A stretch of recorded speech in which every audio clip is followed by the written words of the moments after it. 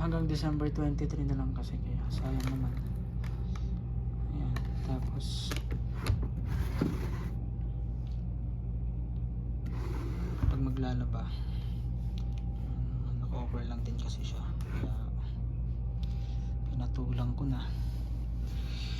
Ayan, yung napamili ko, $50 lang dapat naging ayun na, 90.43.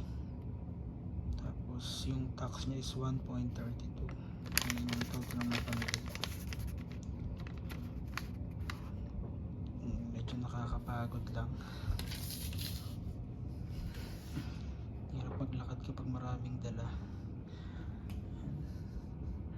Ang bigat pa naman ito, tsaka to, pati ito 8 kg, yun ang dinala ko eh.